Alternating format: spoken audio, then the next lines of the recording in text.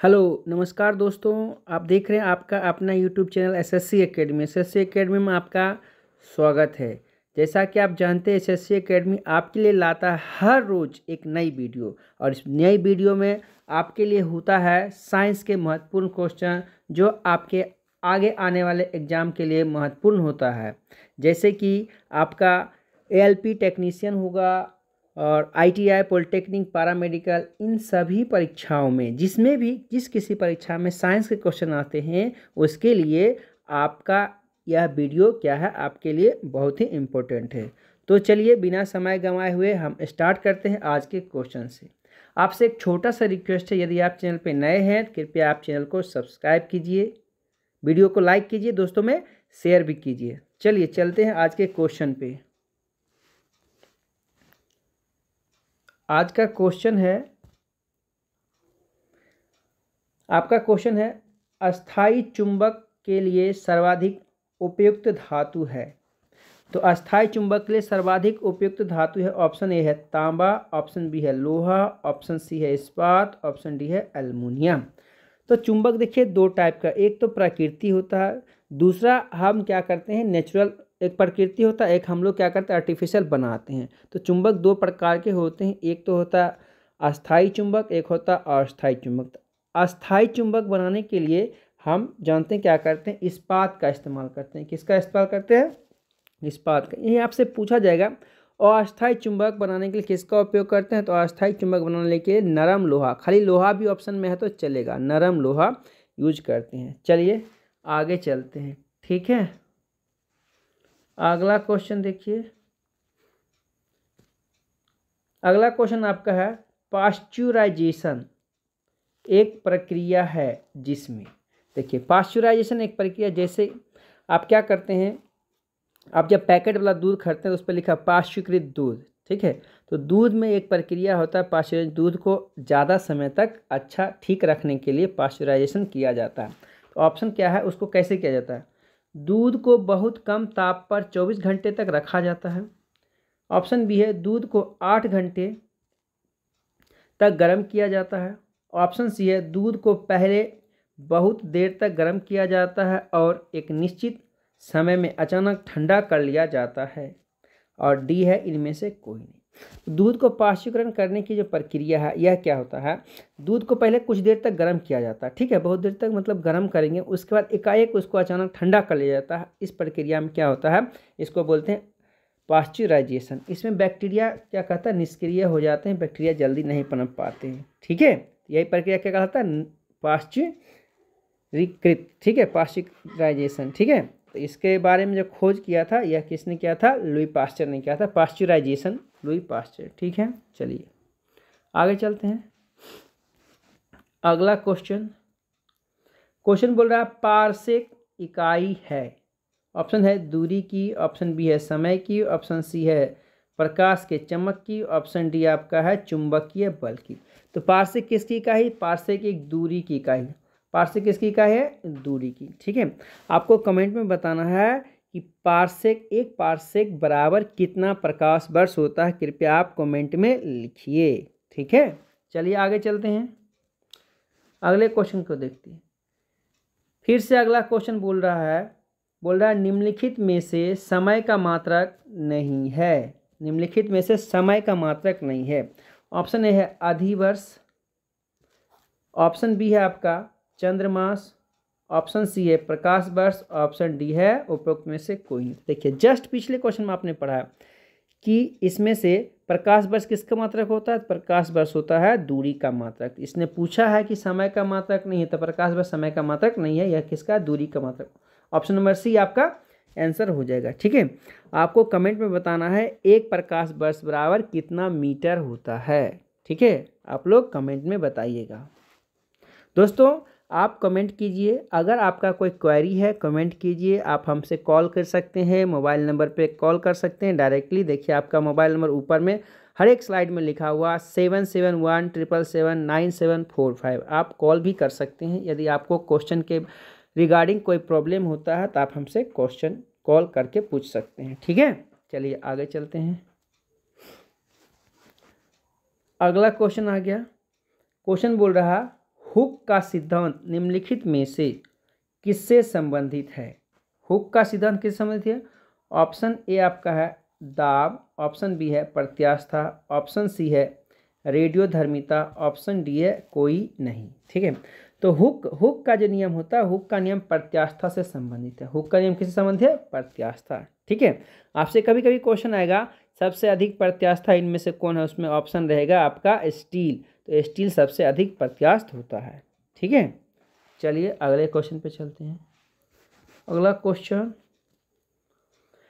आ गया 1 kilo calorie ऊष्मा का मान होता है। तो देखिए ऑप्शन ए है 4.2 जूल, ऑप्शन बी है 4.2 गुना 10⁻² जूल, 4.2 गुना 10⁻³ जूल, 4.2 गुना 10⁻4 जूल। ठीक है दोस्तों, यदि चैनल पे आप रेगुलर वीडियो देख रहे हैं तो ये क्वेश्चन रिपीटेड है, मैं आपको बता देता हूँ ये क्वेश्चन रिपीटेड है। आप पिछले वीडियो में भी देखें किलो कैलोरी, 1 किलो में होता है 4.2 और 1 किलो में कितना होता है? 1 किलो में होता है 10⁻3।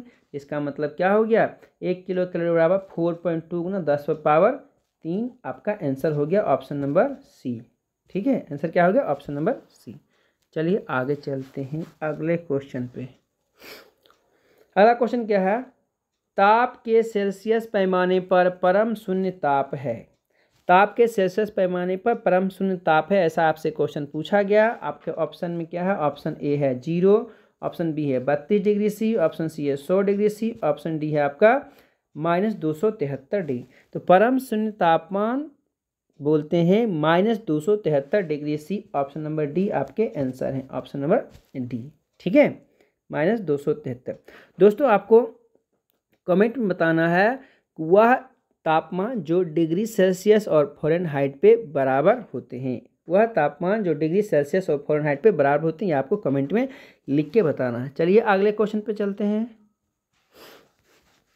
अगला क्वेश्चन आपका है ऊष्मा के संचरण की विधि है। ऊष्मा के संचरण की विधि है आपका ऑप्शन है, ऑप्शन ए है चालन यानी कंडक्शन, ऑप्शन बी है संवहन यानी कन्वेंशन, ऑप्शन सी है विकिरण यानी रेडिएशन, ऑप्शन डी है उपयुक्त में से सभी ऑल ऑफ दी। तो ऊष्मा का संचरण का जो यह विधि है, यह तीनों का तीनों विधि है, यानी कि उपरोक्त में से सभी।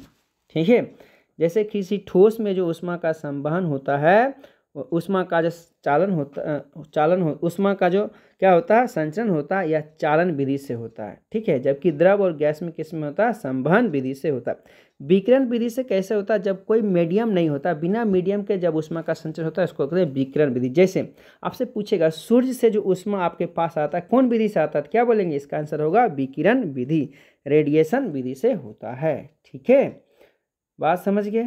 चलिए आगे चलते हैं अगले क्वेश्चन पे। अगला क्वेश्चन आपका क्या है? अगला क्वेश्चन है अश्रव्य तरंगों की आवृत्ति होती है।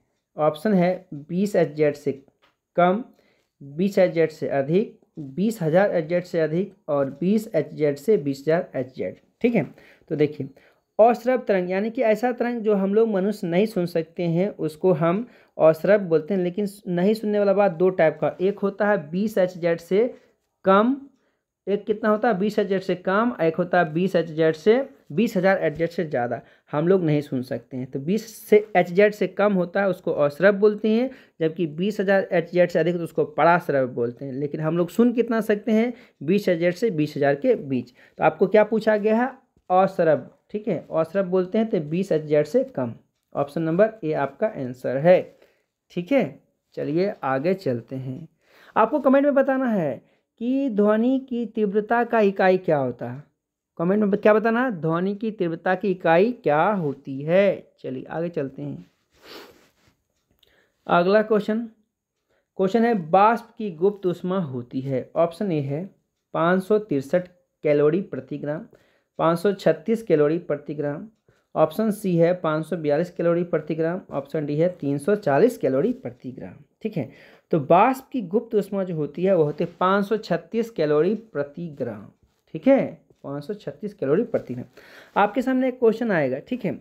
जब आप क्या करते हैं, जैसे 100 डिग्री का वाटर रहेगा और 100 डिग्री का वेपर रहेगा।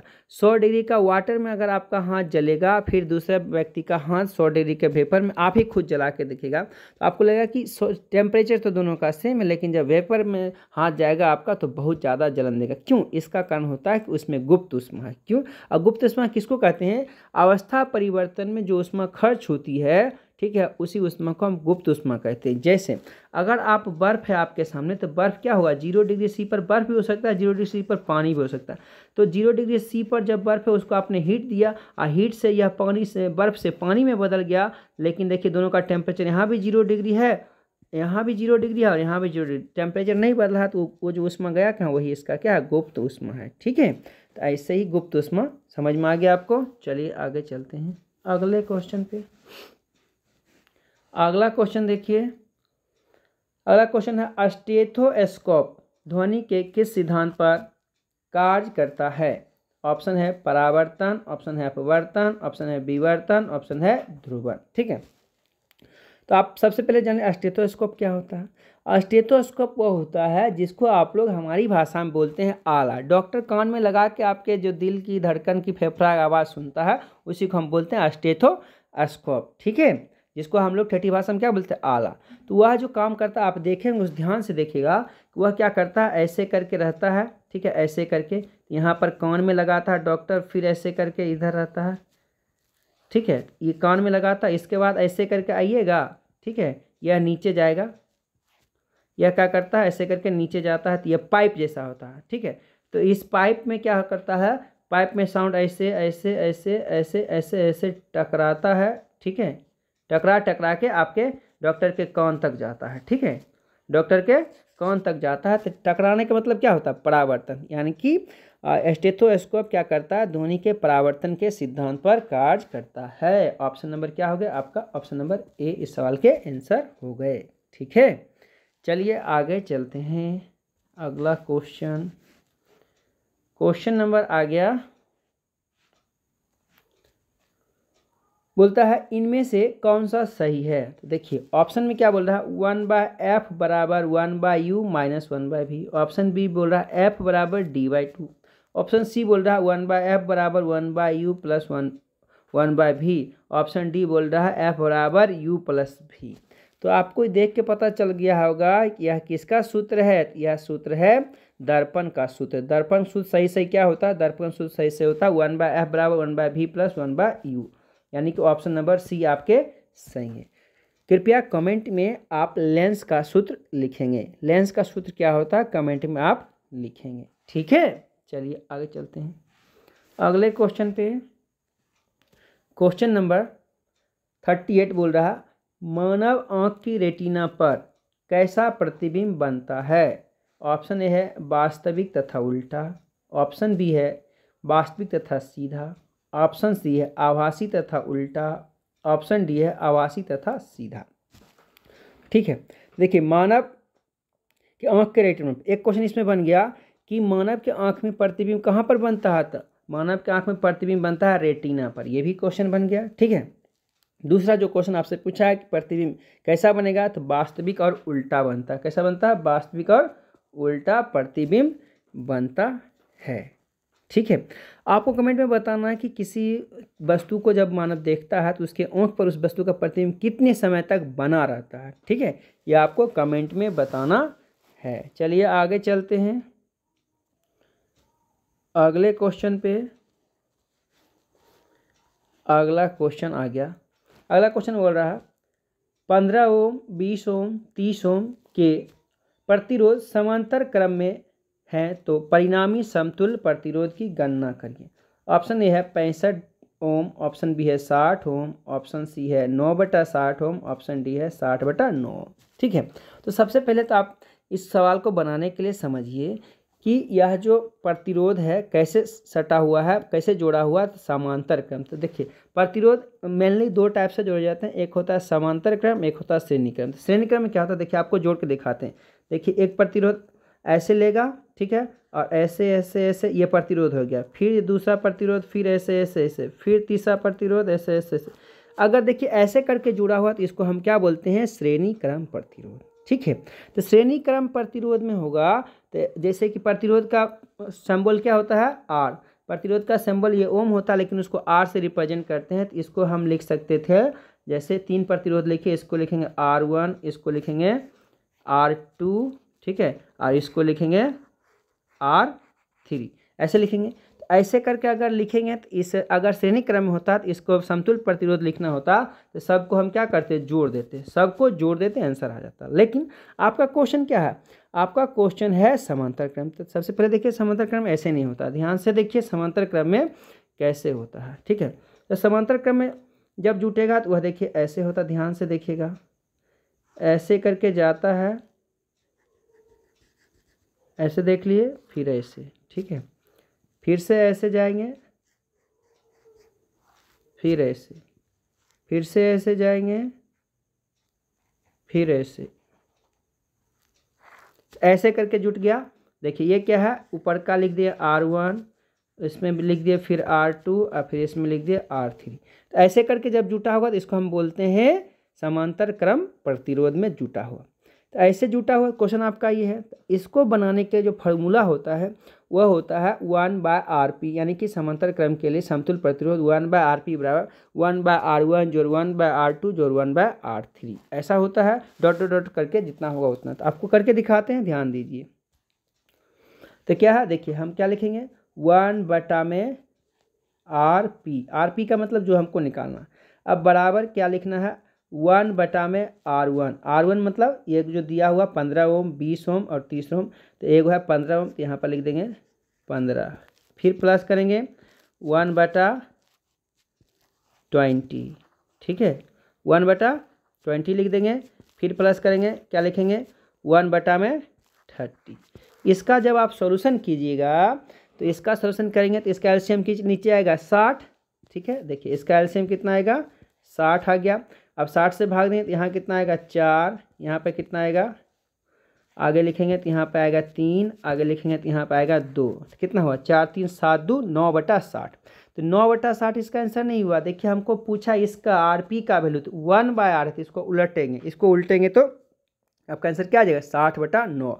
ऑप्शन नंबर किस में है, डी में है, 60/9, और आपका आंसर हुआ 60/9 ओम। ठीक है, समझ गए हैं। कहीं कोई दिक्कत परेशानी होगी तो आप कमेंट करके भी आप हमसे सवाल कर सकते हैं, पूछ सकते हैं। चलिए आगे चलते हैं, समझ गए हैं, ठीक है।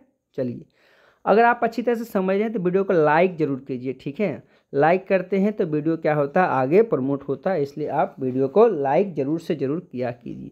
चलिए आगे चलते हैं। अगला क्वेश्चन आ गया।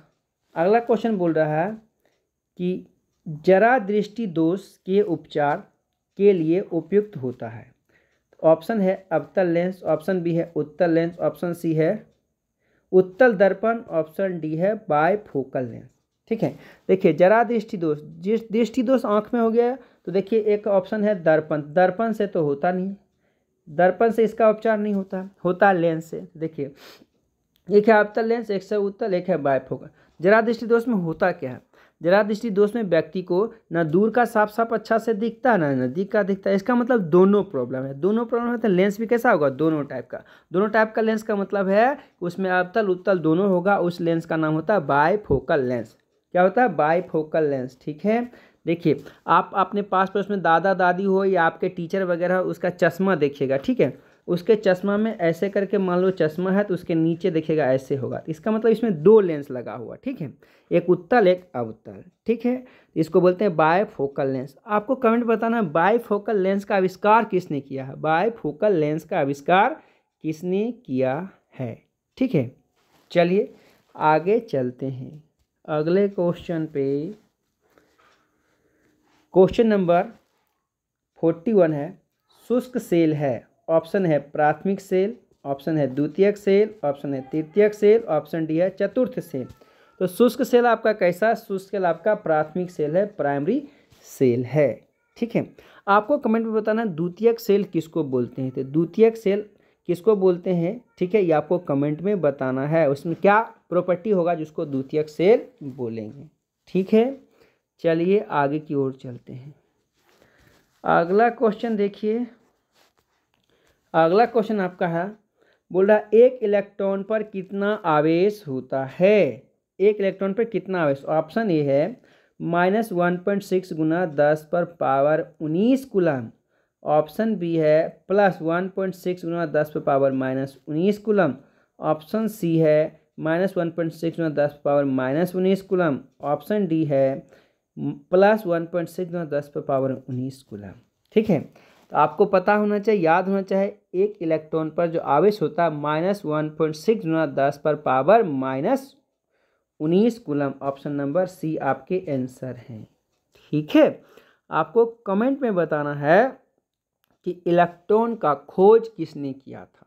कमेंट में क्या बताना है, इलेक्ट्रॉन का खोज किसने किया था।